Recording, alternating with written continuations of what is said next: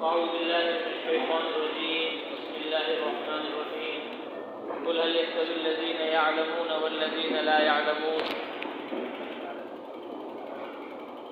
وقال النبي صلى الله عليه وسلم طلب العلم فريضة على كل مسلم أو كما قال صلى الله عليه وسلم.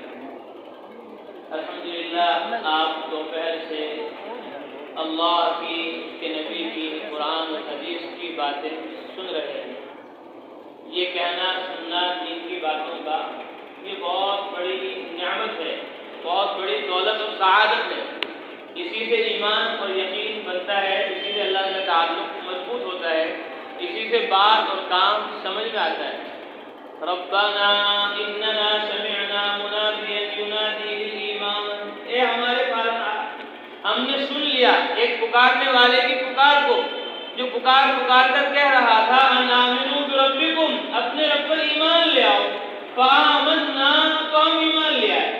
تو ایمان کی بات سنی قرآن کے ذریعے, ایمان کی بات سنی حضرت محمد مصطفیٰ صلی اللہ علیہ وسلم کے ذریعے, تو صحابہ ایمان لے آئے. سمعنا واطعنا, ہم نے سنا اور مانا.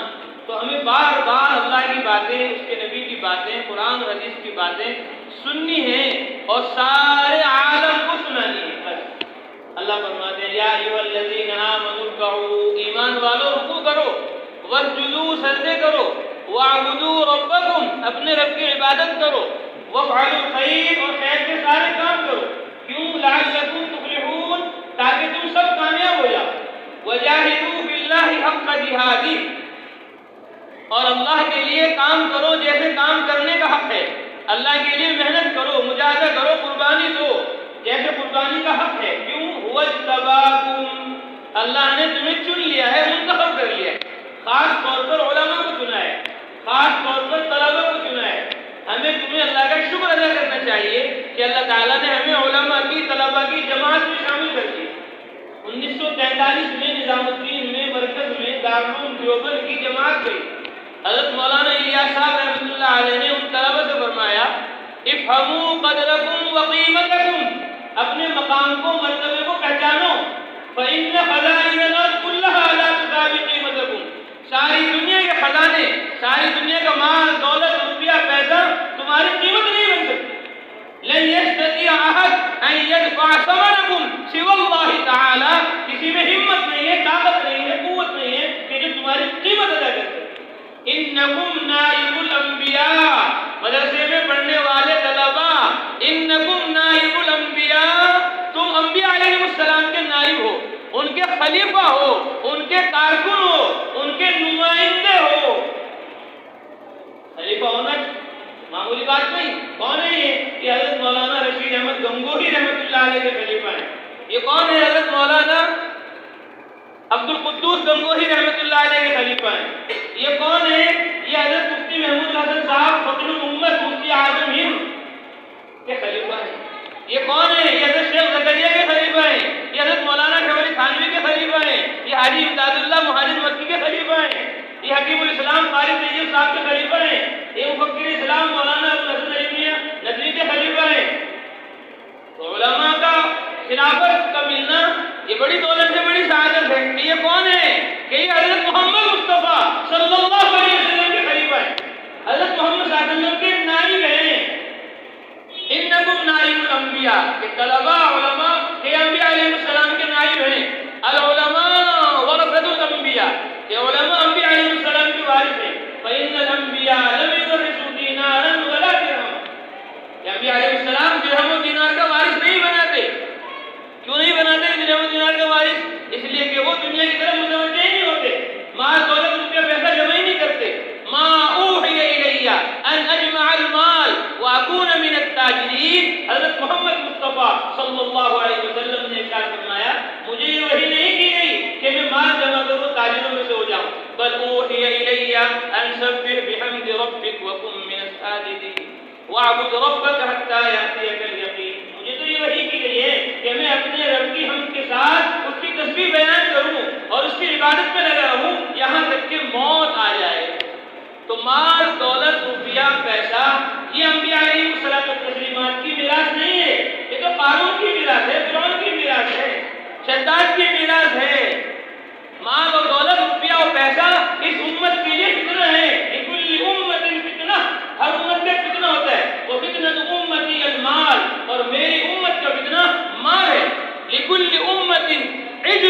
ہر امت کا ایک بچڑا ہوتا ہے، یعبدونہا، جس کی وہ پوجا کرتے ہیں، وعز امتی المال، اور میری امت کا بچڑا وہ مال ہے، لعن عبد الدینار ولعن عبد الدرہم، لعنت کی گئی درہم کے بندے پر، دینار کے بندے پر، مال دولت روپیہ پیسہ کہ اس سے اپنی نگاہ کو ہٹانا ہے، طلبہ کو اپنی نگاہ کو ہٹانا ہے، علماء کو اپنی توجہ تمام تر آخرت کی طرف کرنی ہے۔ اذا عزت امتی الدنیا نزعت منها حیبۃ الاسلام، کہ جب میری امت دنیا کو بڑی چیز سمجھنے لگے گی تو اسلام کی عظمت و حیبت قیمت نکل جائے گی۔ اس لیے امریکہ کا وزیر، افریقہ کا وزیر، ہند و سندھ کا بادشاہ، وہ فقیر ہے، غریب ہے، مسکین ہے، اور مدرسے میں پڑھنے والا طالب علم، قرآن اور حدیث کا علم رکھنے والا وہ بادشاہ ہے۔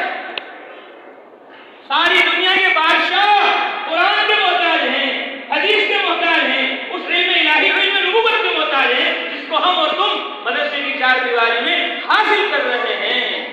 ہمیں ان کے مال کی ضرورت نہیں ہے، ہمیں ان کی حکومت کی ضرورت نہیں ہے، ہمیں ان کے اسباب چیزوں کی ضرورت نہیں ہے، انہیں ہمارے قرآن کی ضرورت ہے، انہیں ہمارے حدیث کی ضرورت ہے، انہیں ہماری سنت اور شریعت کی ضرورت ہے، انہیں ہماری مساجد اور ہمارے مدارس کی ضرورت ہے۔ یعنی جتنی عظمت اور اہمیت طلباء کے، علماء کے دل میں قرآن کی اور حدیث کی ہوگی، اتنا ہی علم ان کی زندگی میں آئے گا، اتنا ہی علم ان کے ذریعے سے عالم کے اندر پھیلے گا، پہنچے گا، عالم کی جہالت اور غفلت ختم ہو جائے گی۔ اس لیے ہم سب نیتیں کریں، ارادے کریں کہ انشاءاللہ قرآن و حدیث، سنت اور شریعت، اسلام کے دین کے جو بڑے بڑے چار شعبے ہیں، ان چاروں شعبوں کو ہمیں زندہ کرنا۔ کرو گے انشاءاللہ؟ کون کون کرے گا؟ سب کریں گے۔ سب سے پہلا فریضہ اور سب سے پہلا شعبہ وہ دعوت کا ہے، وہ تبلیغ کا ہے۔ یا ایھا الرسول بلغ، رسول تبلیغ کرو ما انزل الیک من ربک، اس قرآن کی جو آپ طرف کی جانب سے آپ کی طرف نازل ہوا۔ وَإِن لَّمْ تَفْعَلْ، اگر آپ نے تبلیغ نہ کی، فَمَا بَلَّغْتَ رِسَالَتَهُ، آپ نے پیغام پہنچایا نہیں، آپ نے اپنے نبی ہونے کا حق، رسول ہونے کا حق ادا نہیں کیا۔ جس طرح نبی، رسول، پیغمبر اپنے نبی ہونے کا حق بغیر تبلیغ کے ادا نہیں کر سکتا، اسی طرح کوئی امتی اپنے امتی ہونے کا حق بغیر تبلیغ کے، بغیر دعوت کے ادا نہیں کر سکتا۔ اس لیے میں کہا کرتا ہوں، ہمارے مدرسے میں پڑھنے والے طلباء، ہمارے مدرسے میں پڑھنے والے طلباء اپنے آپ کو حضرت محمد مصطفیٰ صلی اللہ علیہ وسلم کے طلباء کے ساتھ شامل کریں۔ جو آج حضرت کی طلباء کی بات تھی وہ ہماری بات ہونی چاہیے، جو فکر آج حضرت کے مدرسے میں پڑھنے والے طلباء کی تھی وہ فکر ہماری ہونی چاہیے، جو درد و غم ان کا تھا وہ درد و غم ہمارا ہونا چاہیے۔ اللہ فرماتا ہے اپنے نبی کو ادعو الی سبیل ربک بالحکمہ، اپنے رب کے راستے کی طرف حکمت سے دعوت دو۔ ولا یصدنک عن آیات اللہ، اللہ کی آیات کے نازل ہونے کے بعد بعد انزل الیک، آپ کو کوئی اس کی تبلیغ سے نہ روک سکے۔ وَادْعُ إِلَىٰ رَبِّكَ، آپ اپنے رب کی طرف دعوت دیتے رہیے۔ وَلَا تَكُونَنَّ مِنَ الْمُشْرِكِينَ، مشرکین میں سے مت ہو جائیے۔ قُلْ هَٰذِهِ سَبِيلِي أَدْعُو إِلَى اللَّهِ، حضرت محمد صلی اللہ علیہ وسلم کہہ دو کس کو؟ دھامپور میں مرکز میں بیٹھنے والے تمام طلباء کو، تمام علماء کو، تمام محلے والوں کو، بستی والوں کو، قل کہہ دو کس کو؟ عرب کو، عجم کو، مردوں کو، عورتوں کو، بوڑھوں کو، جوانوں کو، مالداروں کو، غریبوں کو، شہر میں رہنے والوں کو، دیہات میں رہنے والوں کو، اپنوں کو، پرایوں کو، سب کو کہو، قل کہو۔ یہ نہیں فرمایا کس کو کہو، مطلب یہ ہے سب کو کہو۔ هذه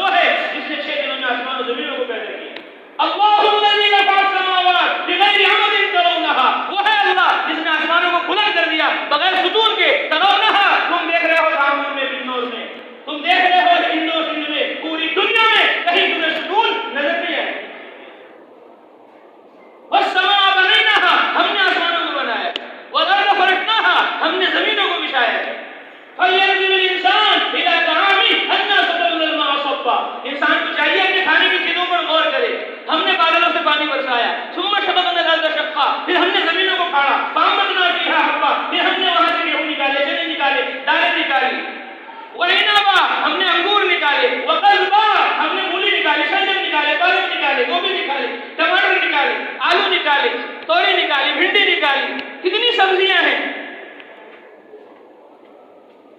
اللہ فرماتا ہے وَزَيْتُونًا، ہم نے اس پانی سے زیتون نکالا، وَنَخْلًا، ہم نے کھجور نکالی، وَفَوَاكِهَ، اور ہم نے بے شمار پھل نکالے، سیب ہم نے ایک پانی سے بنایا، اسی پانی سے ہم نے کیلے بنائے، اسی سے انار بنائے، اسی سے چیکو بنائے، اسی سے تربوز بنائے، اسی سے خربوزے بنائے، دنیا بھر کے تمام پھل، وَحَدَائِقَ غُلْبًا، اور گنجان باغات ہم نے اپنے قدرت سے بنائے۔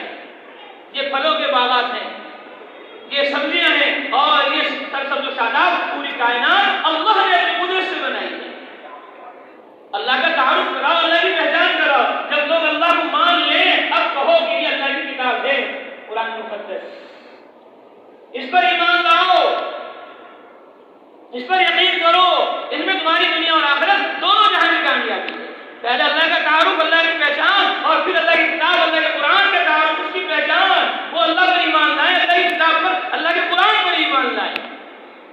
اللہ نے اس کو نازل کیا، وَإِنَّهُ لَتَنزِيلُ رَبِّ الْعَالَمِينَ، نزل بِهِ الرُّوحُ الْأَمِينُ، روح الامین فرشتہ جبرائیل اس کو لے کر آیا، عَلَىٰ قَلْبِكَ، آپ کے دل پر لے کر آیا، لِتَكُونَ مِنَ الْمُنذِرِينَ، تاکہ آپ ڈرانے والے ہو جائیں، خبردار کرنے والے ہو جائیں۔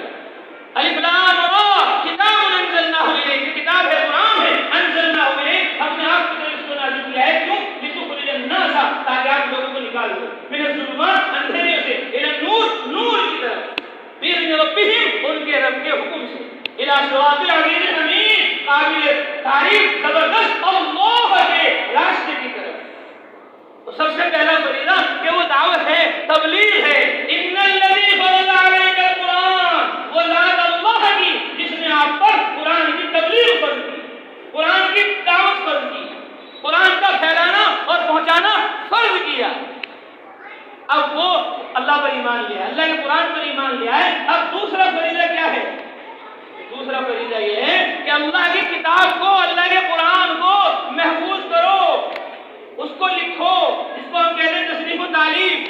وہی آ رہی، اللہ کے نبی بلا رہے ہیں، زید آ جاؤ لکھو، معاویہ رضی اللہ تعالیٰ آ جاؤ لکھو، فلاں صحابی آ جاؤ لکھو، بیعیدی سفرہ کرام بررہ، کہ قرآن کو لکھا جا رہا ہے تختیوں پر، قرآن کو لکھا جا رہا ہے کپڑوں پر، قرآن کو لکھا جا رہا ہے ہڈیوں پر، قرآن کو لکھا جا رہا ہے ورقوں پر، کاغذوں پر۔ تو قرآن کو لکھو، یہ اللہ کی کتاب ہے، اللہ کا فرمان ہے، اس کو محفوظ کرو۔ اب رسول اللہ صلی اللہ علیہ وسلم قرآن کا مطلب بیان کر رہے ہیں، قرآن کی تفسیر بیان کر رہے ہیں، قرآن کے معانی اور مطالب کو وضاحت کے ساتھ ارشاد فرما رہے ہیں، وَأَنزَلْنَا إِلَيْكَ الذِّكْرَ لِتُبَيِّنَ لِلنَّاسِ، کہ ہم نے ذکر کو، قرآن کو آپ کی طرف نازل کیا تاکہ آپ اس کو کھول کر وضاحت کے ساتھ انسانیت کو سمجھا دیں۔ تو رسول اللہ صلی اللہ علیہ وسلم نے جو قرآن کا مطلب بیان کیا، رسول اللہ صلی اللہ علیہ وسلم نے جو سورہ بقرہ کا، سورہ آل عمران کا، سورہ ناس کا، سورہ فلق کا مطلب بیان کیا اپنی احادیث کی روشنی میں، اس کو صحابہ رضوان اللہ تعالیٰ علیہم نے لکھا۔ صحابہ لکھتے تھے آپ صلی اللہ علیہ وسلم کی حدیث میں، ایک صحابی لکھتے تھے، ان سے لوگوں نے کہا کہ آپ صلی اللہ علیہ وسلم ایک انسان ہیں، انسان غصے میں کوئی بات ایسی کہہ دیتا ہے کہ جو روا نہیں ہوتی، ہو سکتا ہے کوئی بات غصے میں آپ کہیں اور امت تک غلط بات پہنچ جائے، اس لیے آپ صلی اللہ علیہ وسلم کی غصے کی بات مت لکھا کرو۔ انہوں نے لکھنا بند کر دیا۔ رسول اللہ صلی اللہ علیہ وسلم سے کہا کہ رسول میں آپ کی ہر بات لکھنا تھا، لیکن میں نے لکھنا بند کر دیا۔ تو آپ صلی اللہ علیہ وسلم نے فرمایا والذی نفس محمد بیدی، اس ذات کی قسم جس کے قبضے میں محمد کی جان ہے، ما یخرج، والذی نفس محمد بیدی، اس ذات کی قسم جس کے قبضے میں محمد کی جان ہے، اور اپنے منہ کی طرف اشارہ کیا کہ ما یخرج منہ الا الحق، لا یخرج منہ الا الحق، کہ اس زبان سے حق کے علاوہ کچھ نہیں نکلتا، اکتب، لکھو۔ تو صحابہ نے قرآن بھی لکھا اور صحابہ نے حدیث بھی لکھی، جس کو ہم کہتے ہیں تصنیف و تعلیف۔ پہلا فریضہ کہ دعوت و تبلیغ، کہ اللہ کا تعارف کراؤ، اللہ کی پہچان کراؤ، اللہ کی کتاب کے ذریعے سے اللہ تبارک و تعالیٰ کا تعارف کراؤ، اللہ کی پہچان کراؤ، اللہ کی کتاب پر ایمان لانے کی لوگوں کو دعوت دو، اور یہ کتاب کہ اس کو محفوظ کرو، اس کو لکھو۔ تو قرآن اترتا رہا اور صحابہ اس کو لکھتے رہے، آپ صلی اللہ علیہ وسلم بیان کرتے رہے، صحابہ صلی اللہ علیہ وسلم کی روایات اور احادیث کو لکھتے رہے۔ اور پھر تیسرا فریضہ کہ وہ درس و تدریس، وہ تعلیم و تعلم، اللہ علیہ وسلم نے جو کچھ تمہیں پہنچایا ہے، جو کچھ تمہیں لکھایا ہے، جو کچھ تمہیں قرآن اللہ کی کتاب بتلائی ہے، اور اس کی تشریح، اس کی توضیح، اس کی تفسیر جو اپنے ارشادات سے بیان فرمائی ہے کہ اب اس قرآن کو پڑھو، ان احادیث کو پڑھو اور ان احادیث کو پڑھاؤ، ان کو سیکھو سکھاؤ۔ چنانچہ عبداللہ ابن مسعود ایک وقت میں متعلم ہیں، دوسرے وقت میں معلم ہیں۔ عبداللہ ابن عباس، عبداللہ ابن عمر، ابو بکر، عثمان، طلحہ، زبیر، انصار، مہاجرین، صحابہ رضوان اللہ تعالیٰ علیہ مجمعین رسول اللہ صلی اللہ علیہ وسلم سے قرآن سیکھ رہے ہیں اور صحابہ کو سکھا رہے ہیں، نئے آنے والوں کو سکھا رہے ہیں۔ پرانے قرآن سیکھ رہے ہیں آپ صلی اللہ علیہ وسلم سے اور نئے آنے والوں کو سکھا رہے ہیں، تو تعلیم و تعلم کا سلسلہ جاری ہے۔ اور چوتھا سلسلہ ہے تصوف کا اور تزکیے کا اور احسان کا، کہ یہ جو کچھ تبلیغ ہے، یہ جو کچھ دعوت ہے، یہ جو کچھ لکھنا اور پڑھنا ہے، یہ جو کچھ قرآن اور حدیث کو جمع کرنا ہے، اور یہ جو کچھ سیکھنا اور سکھانا ہے، یہ تینوں کے تینوں شعبے اس وقت تک کامیاب ہوں گے، اس وقت تک کارگر ہوں گے، اس وقت تک ان سے نفع ہوگا جب تک یہ اللہ کے لیے کیے جائیں، اللہ کو راضی کرنے کے لیے کیے جائیں گے، اللہ کو خوش کرنے کے لیے کیے جائیں گے۔ حضرت شیخ زکریا نور اللہ مرقدہ فضائل اعمال جن کی پوری دنیا کے اندر پڑھی جاتی ہے، فرماتے تھے کہ تصوف، تزکیہ، احسان کہ وہ اخلاص سے شروع ہوتا ہے۔ انما الاعمال بالنیات، کہ اعمال کا دار و مدار نیت پر ہے۔ اگر نیت اللہ کو راضی کرنے کی ہے ایمان میں تو یہ ایمان ہے، اور اگر نیت لوگوں کو راضی کرنے کے لیے ہے یہ ایمان نہیں ہے، یہ نفاق ہے۔ تب کا تھا وہ کہہ رہا لا الہ الا اللہ محمد رسول اللہ، لیکن جب اپنوں کے پاس جاتا کہتا ہم تو آپ کے ساتھ ہیں، مسلمانوں کے پاس آتا تو کہتا ہم تمہارے ساتھ ہیں۔ یہ اللہ کے لیے ایمان نہیں ہے، منافق ہے۔ اللہ کے لیے دعوت نہیں ہے، تبلیغ نہیں ہے، تو اللہ کے یہاں اس کا کوئی اعتبار نہیں ہے۔ کہ تصوف احسان کہ وہ اخلاص سے شروع ہوتا ہے اور احسان پر مکمل ہو جاتا ہے۔ جب قرآن کی دعوت اور قرآن کی تبلیغ اور قرآن کی تصنیف و تعلیم، قرآن کے معنی اور مطالب کو لکھنا اور اس کا پڑھنا اور پڑھانا یہ اللہ کو سامنے رکھ کر ہونا چاہیے۔ جب تبلیغ کرو سمجھو کہ اللہ کو میں دیکھ رہا ہوں، جب تصنیف کرو تو سمجھو میں اللہ کو دیکھ رہا ہوں، اور جب تعلیم و تعلم کے سلسلے میں ہو تو سمجھو میں اللہ کو دیکھ رہا ہوں۔ یہ خیال اگر ابھی پیدا نہیں ہو پا رہا ہے تو اتنی بات یقینی ہے کہ اللہ تمہیں دیکھ رہے ہیں۔ یہ احسان ہے ان تعبد اللہ کانک تراہ فإن لم تکن تراہ فإنہ یراک، کہ دعوت و تبلیغ، عبادت، دعوت، سنت اور شریعت پر عمل اس طرح کرو کہ تم اللہ کو دیکھ رہے ہو۔ یہ خیال ابھی پیدا نہیں ہوا تو اتنی بات یقینی ہے کہ اللہ تمہیں دیکھ رہے ہیں۔ تو یہ چار شعبے ہیں۔ حضرت فرماتے ہیں کہ ہم میں کا ہر ایک مدرسے کی چار دیواریں میں رہ کر ہر فن مولا بنے۔ کیا بنے؟ ہر فن مولا، ہر فن کے اندر ماہر ہو، کہ نحو میں بھی ماہر ہو، صرف میں بھی ماہر ہو، منطق میں بھی ماہر ہو، فلسفے میں بھی ماہر ہو، تحریر میں بھی ماہر ہو، تقریر میں بھی ماہر ہو، تبلیغ میں بھی ماہر ہو، اور بیان میں بھی ماہر ہو، اور لکھنے میں بھی ماہر ہو، پڑھنے میں بھی ماہر ہو، اور درسگاہ کے اندر حاضری میں بھی ماہر ہو، سنت شریعت کو اپنی زندگی میں لانے کے اندر بھی ماہر ہو۔ جب لگے تبلیغ میں تو ایسا لگے کہ اس کو تبلیغ کے علاوہ کوئی کام نہیں، جب لگے تصنیف میں تو لگے اس کو تصنیف کے علاوہ کوئی کام نہیں، اور جب لگے درس و تدریس میں تو ایسا لگے کہ اس کو درس و تدریس کے علاوہ کوئی کام نہیں، اور جب لگے تصوف احسان میں، اللہ کے ذکر کرنے میں، اللہ کا نام لینے میں، اللہ کو راضی و خوش کرنے میں، اللہ کی عبادت اس کے دھیان کے ساتھ کرنے میں، تو ایسا لگے کہ اس کو ذکر سے اور احسان سے، تصوف اور اخلاق سے سوا کوئی کام نہیں ہے۔ علی رضی اللہ تعالیٰ فرماتے تھے اذا كنت في امر، بولو جلدی، اذا كنت في امر فكن فيه، جب تم کسی کام میں لگو ایسا لگو، ایسا لگو، ایسا لگو، دیکھنے والا یہ کہے کہ اس کو اس کے علاوہ کوئی اور کام نہیں۔ اذا كنت في امر فكن فيه، جب تم کسی کام میں لگو ایسا لگ جاؤ، ایسا لگ جاؤ کہ تمہیں دیکھنے والا یہ کہے اس کو اس کے علاوہ کوئی اور کام نہیں ہے۔ ایسا ہمیں اس تبلیغ سے بننا ہے، ایسا ہمیں دعوت سے بننا ہے۔ اس لیے آپ کو یہاں جوڑ میں، مرکز میں، رامپور میں جمع کیا گیا ہے۔ آپ کو تعلیم سے ہٹانا نہیں ہے، آپ کو پڑھنے پڑھانے سے روکنا نہیں ہے۔ ان الشیطان لکم عدو مبین، شیطان تمہارا بڑا دشمن ہے۔ کس کا دشمن ہے شیطان؟ مشرکوں کا، کافروں کا، کس کا؟ تاجروں کا، کاشتکاروں کا، زمینداروں کا، دنیا داروں کا۔ شیطان دشمن ہے تاجروں کا، کاشتکاروں کا، اور دوست ہے علماء کا، طلباء کا۔ ایسے ہے نا؟ تاجروں کا دشمن ہے، کاشتکاروں کا دشمن ہے، دنیا داروں کا دشمن ہے، کھیت والوں کا، بلڈنگ والوں کا دشمن ہے، اور مدرسے والوں کا دوست ہے۔ ایسے ہے نا؟ کیا ہے؟ تو ان کا بھی دشمن ہے، اور ان سے بڑا دشمن ان کا ہے۔ اسے پتا ہے کہ یہ سارے تاجر، سارے کاشتکار، سارے زمیندار، سارے دنیا دار مل کر مجھے اتنا نقصان نہیں پہنچا سکتے جتنا نقصان یہ مدرسے میں پڑھنے والا ایک طالب علم پہنچا سکتا ہے۔ 1000 عابدوں پر بھاری ہے، 1000 عابدوں سے زیادہ بھاری ایک فقیہ ہے، ایک طالب علم ہے، ایک متعلم ہے، ایک معلم ہے۔ تو شیطان دشمن ہے، وہ کہتا ہے تبلیغ والے ہمیں مدرسے سے، پڑھائی سے ہٹانا چاہ رہے ہیں، یہ تبلیغ والے تو مدرسے کے خلاف ہیں۔ ارے بھائی نہیں، آپ کو پڑھائی سے روکنا نہیں ہے۔ مولانا الیاس صاحب فرماتے تھے میری تبلیغ سے، میرے جوڑ سے، اجتماع سے علم کو ذرہ برابر ٹھیس پہنچے میرے لیے خسران عظیم ہے۔ اس سے بڑا میرے لیے کوئی فائدہ نہیں ہے کہ میری تبلیغ سے تعلیم کو نقصان ہو جائے۔ میں تبلیغ سے یہ نہیں چاہتا کہ لوگ تعلیم سے ہٹ جائیں، میں تو تبلیغ سے یہ چاہتا ہوں کہ علم ہواؤں کی طرح، علم پانی کی طرح عالم میں عام ہو جائے، کوئی دنیا میں جاہل نہ رہے، کوئی دنیا میں غافل نہ رہے۔ ہر ایک، جیسے میں نے ابھی عرض کیا کہ 4 شعبے ہیں، دعوت و تبلیغ ہے، اور تصنیف و تالیف ہے، اور درس و تدریس ہے، اور تصوف احسان ہے، تزکیہ و احسان ہے۔ یہ 4 شعبے ہیں۔ اگر اس کو مختصر کیا جائے بس 2 ہیں، علم ہے اور ذکر ہے۔ کیا ہے؟ علم ہے اور ذکر ہے۔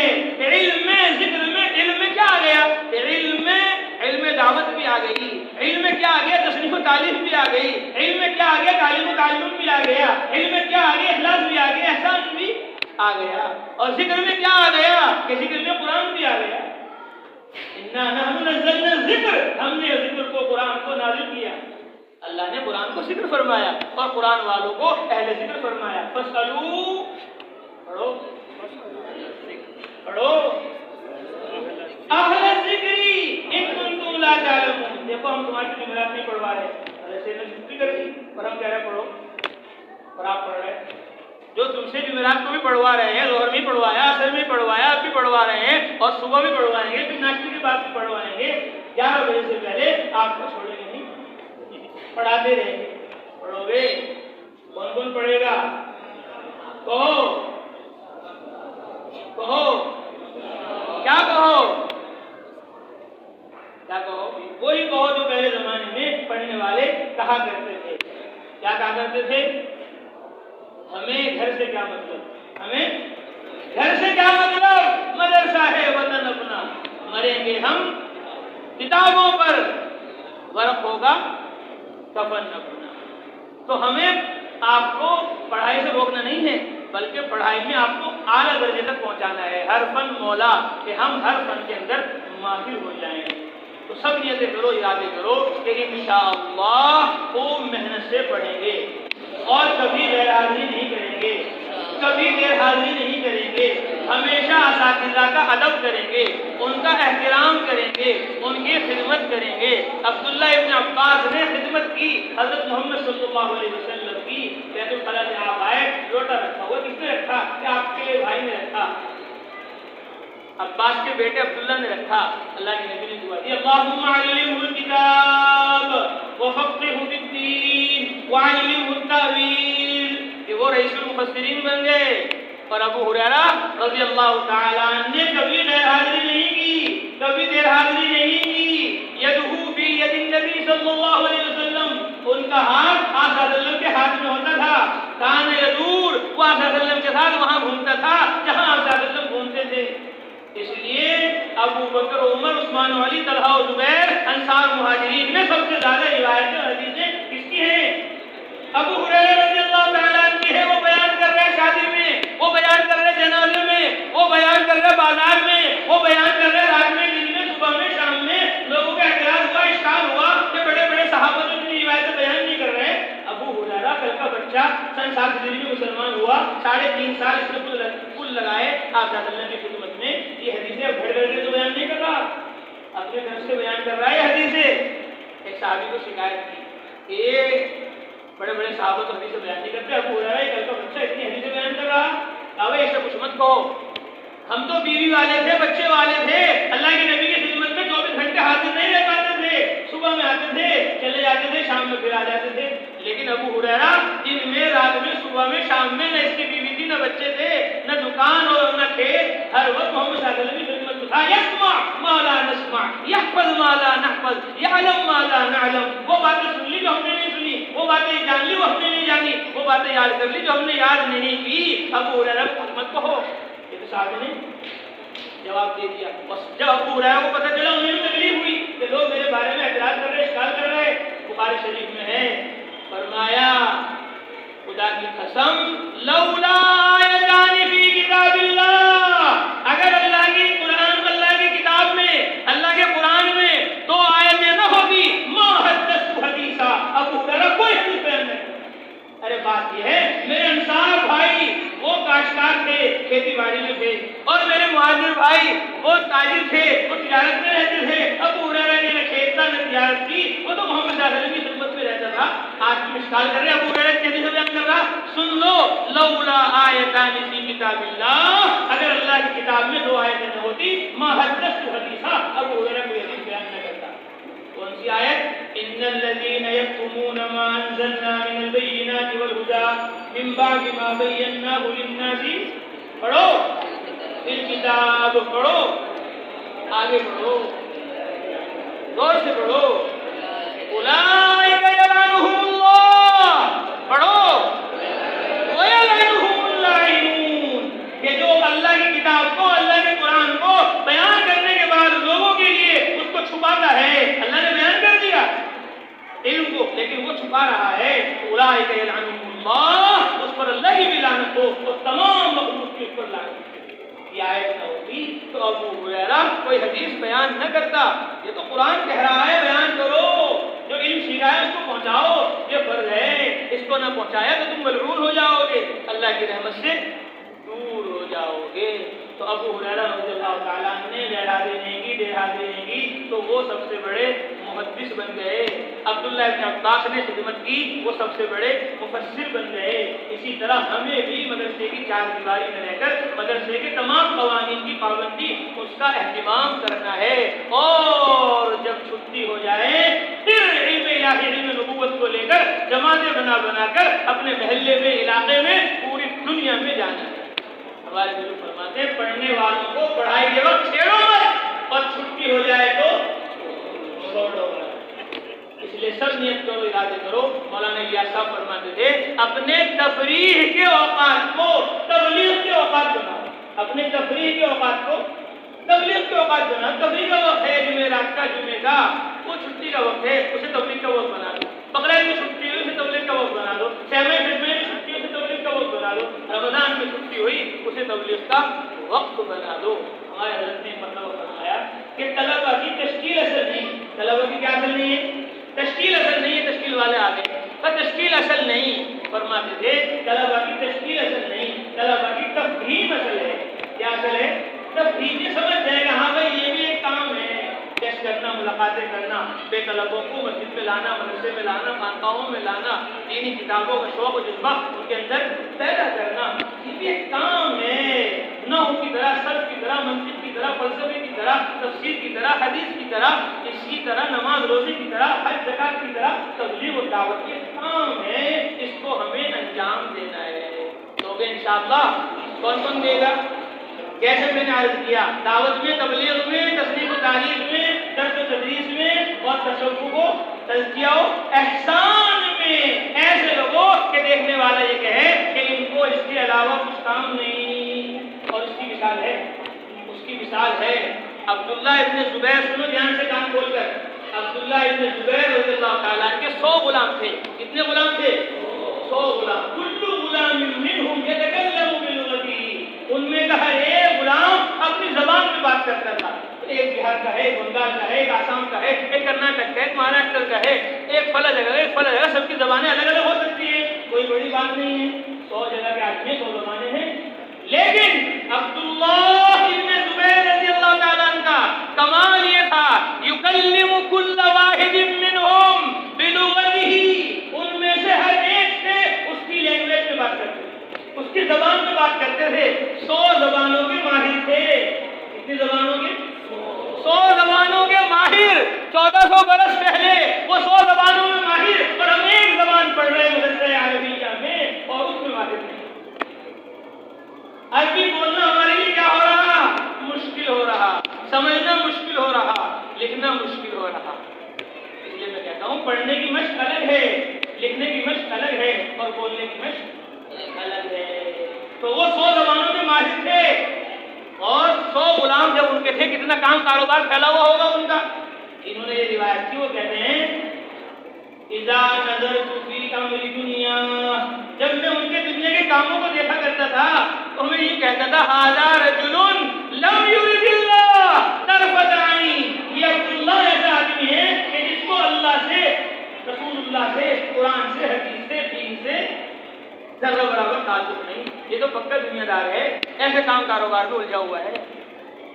اور جب میں ان کی نماز کو دیکھتا، ان کی تلاوت کو دیکھتا، ان کے ذکر کو دیکھتا، ان کے تبلیغ کو دیکھتا، ان کے جہاد کو دیکھتا، تو میں یوں کہتا ھذا رجل، یہ آدمی ایسا ہے لم یرد الدنیا طرفۃ عین، کہ اس کو پلک سمجھنے کے برابر بھی دنیا سے کوئی تعلق نہیں، یہ تو پکا دیندار ہے۔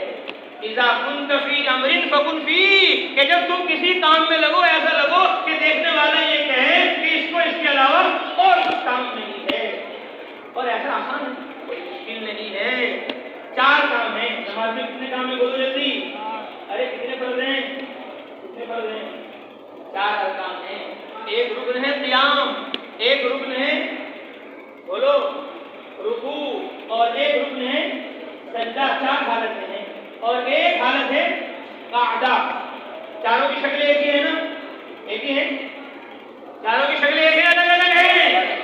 ارے بولو، قیام کی شکل الگ ہے، رکوع کی الگ ہے، سجدے کی الگ ہے، قعدے کی الگ ہے۔ چاروں فریضے ہیں، اور چاروں کی ترتیب بنائی، پہلے قیام کیا، پھر رکوع کیا، پھر سجدہ کیا، پھر قعدہ کیا، پہلے دعوت و تبلیغ کی، پھر تصنیف و تعلیم کی، پھر درس و تدریس کی، اور پھر تصوف و احسان، تزکیہ اور احسان۔ 4 کام۔ پہلے گھنٹے میں منطق، دوسرے میں فلسفہ، اور تیسرے میں نحو، چوتھے میں صرف، سب کا موضوع الگ، سب کے غرض و غایت الگ، لیکن ایک فن سے دوسرے فن میں جیسے جا رہے ہیں ایسے ہی ایک عمل سے دوسرے عمل میں جاؤ گے انشاءاللہ۔ کون کون جائے گا؟ ان الشیطان لکم عدو مبین، شیطان دشمن ہے۔ وہ جو کہتا ہے ہم مدرسے میں پڑھ رہے ہیں، ماں کو چھوڑ دیا، باپ کو چھوڑ دیا، بھائی بہن کو چھوڑ دیا، رشتے داروں کو چھوڑ دیا، ہم قرآن پڑھ رہے ہیں، حدیث پڑھ رہے ہیں، سیکھ رہے ہیں، سمجھ رہے ہیں، اب کیا ضرورت ہے جماعت میں جانے کی، چلہ لگانے کی کیا ضرورت ہے؟ یہ تبلیغ نہیں ہے کیا؟ یہ تبلیغ نہیں ہے کیا؟ دعوت نہیں ہے کیا؟ کیا ضروری ہے جانا؟ یہ شیطان آ کر کہتا ہے، شیطان یہیں آ کر کہتا ہے، وہاں نہیں کہتا دسترخوان پر، کہاں نہیں کہتا؟ ارے دسترخوان لگتا ہے نہیں؟ دسترخوان پہ آج تک کوئی راضی ہوا طالب علم کہ بھائی روزانہ پورے سال دال ہی ملتی رہے؟ راضی ہوا کبھی؟ ہمیشہ پانی والا شوربہ ہی ملتا رہے؟ ملائکہ میں پانی مل گیا، شوربے میں زیادہ۔ ایک طالب علم نے کہا کہ اس سے وضو کرنا جائز ہے، وضو کرنا کیا ہے؟ جائز ہے۔ ایسا شوربہ ہے کہ اس سے وضو کیا ہو سکتا ہے؟ جائز ہے۔ تو شوربہ پانی والا پسند نہیں، دال ہلکی پسند نہیں، کہ دال کب لو مدرسے میں، کب لو مدرسے میں دال آخر میں، اور شوربہ کب لو؟ پہلے لو۔ تو کھانے میں کوئی یہ نہیں کہتا کہ دال لو، نہیں، دال بھی چاہیے، اور قورمہ بھی چاہیے، کباب بھی چاہیے، بریانی بھی چاہیے، اور موزہ بھی چاہیے، اور چیپ بھی چاہیے، کلیجے بھی چاہیے، اوجڑی بھی چاہیے، گوشت کی ساری قسمیں چاہیے۔ ایک دال نہیں، مونگ کی بھی چاہیے، مسور کی بھی چاہیے، ملکے کی بھی چاہیے، چنے کی بھی چاہیے، اس کی بھی چاہیے۔ چاول ایک نہیں بس، ایک کھچڑی کھا دو نہیں، کھچڑی بھی چاہیے، میٹھی چاول بھی چاہیے، کاٹی بھی چاہیے، پلاؤ بھی چاہیے، زردہ بھی چاہیے، سارے قسمیں چاولوں کی چاہیے، ساری قسمیں قورمے کی چاہیے۔ کپڑے سفید بھی ہونے چاہیے، رنگین بھی ہونے چاہیے، اور ٹیریکوٹ بھی ہونے چاہیے، سوتی بھی ہونی چاہیے، ٹوپی گول بھی ہونی چاہیے، لمبی بھی ہونی چاہیے، پگڑی سفید بھی ہونی چاہیے، ہری بھی ہونی چاہیے، سواری سائیکل بھی ہونی چاہیے، موٹر سائیکل بھی ہونی چاہیے، کار بھی ہونی چاہیے، بس بھی ہونی چاہیے، ٹرین بھی ہونی چاہیے، جہاز بھی ہونا چاہیے، سواری ساری، کرسی لکڑی کی بھی ہونی چاہیے، پلاسٹک کی بھی ہونی چاہیے، صوفہ بھی ہونا چاہیے، پلنگ بھی ہونا چاہیے، اور بیڈ بھی ہونا چاہیے، تخت بھی ہونا چاہیے، لیٹنے کی ساری قسمیں چاہیے، پہننے کی ساری قسمیں چاہیے، کھانے کی ساری قسمیں چاہیے، سواری کی ساری قسمیں چاہیے، موبائل چھوٹا بھی ہونا چاہیے، بڑا بھی ہونا چاہیے، ساری چیزیں۔ لیکن دین کا بس ایک کام، دین کا کتنا کام؟ ایک کام نہیں۔ اس طرح کھانے کی ساری قسمیں چاہیے اور آٹے کی ساری قسمیں، روٹی بھی چاہیے، پراٹھے بھی چاہیے، پوری بھی چاہیے، کچوری بھی چاہیے، چاہیے نہیں چاہیے؟ میٹھا صرف ایک میٹھے پر راضی ہو، گڑ کے چاول، ارے گڑ کے چاول میں کیا ہے؟ رسگلے چاہیے، بالو شاہی چاہیے، جلیبی چاہیے، اور آپ کے یہاں تو پتہ نہیں کون کون سی مٹھائی ابھی ہم نے کھائی، ہمیں نام نہیں پتا اس کا۔ ہر جگہ کی الگ الگ مٹھائی ہیں، ہر جگہ کی الگ الگ مٹھائی ہے، تو شیر بھی چاہیے، کھیر بھی چاہیے، ٹھیک نہیں چاہیے؟ تو کھانے کی ساری قسمیں، میٹھے کی ساری قسمیں، نمکین روٹی بھی چاہیے، پتلی بھی چاہیے، سموسہ بھی چاہیے، پکوڑی بھی چاہیے، پھلکی بھی چاہیے، نہیں چاہیے؟ بولے چاہیے نہیں چاہیے؟ تو کھانے کی ساری قسمیں چاہیے، تو دین کی بھی ساری قسموں میں ہمیں آگے بڑھنا ہے۔ کون کون نہیں بڑھے گا؟ کون کون نہیں بڑھے گا؟ بھوک لگ رہی صبح سے بیٹھے ہوئے لوگ ایسے۔ کون کون دین کی ساری قسموں میں لگے گا؟ اللہ قبول فرمائے۔ اب جو طلباء ایسے ہیں جو اس سال فارغ ہو رہے ہیں، دورہ افتا سے، ادب سے، تخصصات سے، کوئی اگر ہے اس پورے مجمع میں طالب علم ایسا جو اس سال فارغ ہو رہا ہے، وہ کھڑا ہو جائے۔ ایسے وجہ سے یہاں پر کوئی نہیں ہے؟ چلیے، کوئی طالب علم ایسا ہے جو اس سال حفظ پڑھ رہا اور قرات پڑھ رہا، فارغ ہو جائے گا اس سال۔ بات تعلیم بہتر تو یہ ہے، عادت بننے میں یہ ہے کہ ہم حافظ بننے کے ساتھ قاری بنیں، قاری بننے کے ساتھ عالم بنیں۔ شیطان بڑا دشمن ہے، ہمیں حافظ بننے نہیں دیتا، قاری بننے نہیں دیتا۔ اگر ہم بن جاتے ہیں تو پھر ہمیں وہ راستے سے ہٹاتے ہیں۔ اتنے قاری حافظ ملتے ہیں ہمیں جماعتوں میں، تو ان کو پہچاننا بھی مشکل ہوتا ہے کہ مسلمان بھی ہے کہ نہیں، کیونکہ شیطان اس کو اتنا ہی زیادہ بول ڈالتا ہے کہ جتنے مجھ سے پہنچتا ہے وہ اتنے ہی سے پہنچا دیتے ہیں اس کو۔ اللہ حفاظت کرنا۔ اس لیے کوئی طالب علم ہمارے ساتھ درسگاہ میں پڑھ رہا ہے، اس کو کبھی بھی تعلیم سے نہ ہٹنے دو، اس کی اتنی منت کرو، اتنی خوشامد کرو کہ وہ عالم بننے کے لیے تیار ہو۔ وہ عالم بننے کے لیے کیا ہو جائے؟ کوئی مجبوری ہے، پریشانی ہے، حال احوال ہے، والد کا انتقال ہو گیا، والدہ کا انتقال ہو گیا، چھوٹے چھوٹے بھائی بہن ہیں، اب پڑھنا کیا ہو رہا ہے؟ مشکل ہو رہا ہے۔ اب وہ طالب علم جو حافظ بن کر، قاری بن کر اس سال فارغ ہو جائیں گے، آگے پڑھنے کا کسی مجبوری کی وجہ سے ان کو کیا نہیں ہے؟ ارادہ نہیں ہے، تو وہ 4 مہینے لگائیں گے۔ کتنے مہینے لگائیں گے؟ 4 مہینے لگاؤ گے انشاءاللہ۔ اب کھڑے ہو جاؤ۔ جو بچے اس سال حافظ ہوں گے، قاری ہوں گے، فراغت ہوگی، آئندہ پڑھنے کا ان کا کسی مجبوری کی وجہ سے ارادہ نہیں ہے، وہ سب کھڑے ہو جاؤ، جلدی کھڑے ہو جاؤ، شاباش، کھڑے ہو جاؤ جی۔ جو طالب علم اس سال حافظ بن جائیں گے، قاری بن جائیں گے، آئندہ اللہ معاف فرمائے تو پڑھنے کا ارادہ نہیں ہے، وہ سب کھڑے ہو جاؤ، ذرا جلدی کھڑے ہو جاؤ۔ بات اتنی لمبی نہیں کرنی تھی، لیکن آپ نے بہت دھیان سے سنی بات، اس لیے اتنی لمبی بات ہو گئی، ورنہ بات کی وجہ سن رہے، اب تو تشکیل کرنی تھی، لیکن آپ نے دھیان سے سنا تو بات کچھ 4-5 ہو گئی، اور بھی ہو جائیں گی اگر آپ دیر کرو گے تو۔ جلدی جلدی لکھا دو نام فٹافٹ۔ چلو اچھا ارادہ تو کر لو۔ پہلی دفعہ جو جوڑ ہوتا ہے نا، بچے آتے ہیں تو ڈرتے ہیں، بچے جیسے مدرسے میں آتے ہوئے ڈرتے ہیں نا، مدرسے میں آتے ہوئے بچے کیا ہوتے ہیں؟ ڈرتے ہیں، خوف کرتے ہیں، بھاگتے ہیں، بچہ کہیں اور وہ کہیں۔ اب استاد کہتے جاؤ، کیا کرتے لاؤ؟ ارے بولو کیا کرتے لاؤ؟ ارے کیا کہتے ہیں آپ کے یہاں؟ ارے وہاں تو کون کہتے ہیں صاحب میں، ہم تو زیادہ چاہتے ہیں، وہاں تو کہتے ہیں ڈنڈا ڈولی کر کے لاؤ۔ کیا کر کے لاؤ؟ دونوں ہاتھ پکڑ کے لاؤ، دونوں پاؤں پکڑ کے لاؤ۔ کیا ہوا؟ وہ بھاگ رہا ہے مدرسے سے، ڈر لگ رہا ہے، خوف ہو رہا ہے، اس کو پکڑ کے لانا پڑتا ہے، لانا پڑتا ہے، لانا پڑتا۔ ایسے ہی توحید کا حال ہے، جماعت کا حال ہے۔ شروع میں 4 مہینے میں ڈنڈا ڈولی کرنی پڑتی ہے، چلے میں ڈنڈا ڈولی کرنی پڑتی ہے، 3 دن میں ڈنڈا ڈولی کرنی پڑتی ہے۔ یہ نہیں کہ اللہ اقرار 3 دن میں زبردستی نہیں، تبلیغ میں تشکیل زیادہ ہو جائے، لا اقرار کی۔ اور وہاں مدرسے میں کیا کہہ رہے ابا کہ یہ ہڈیاں ہماری ہیں اور بوٹیاں آپ کی ہیں۔ اتنا بجایا طالب علم کو کہ آنکھ باہر آ گئی، سارے جانتے کیا حرام ہو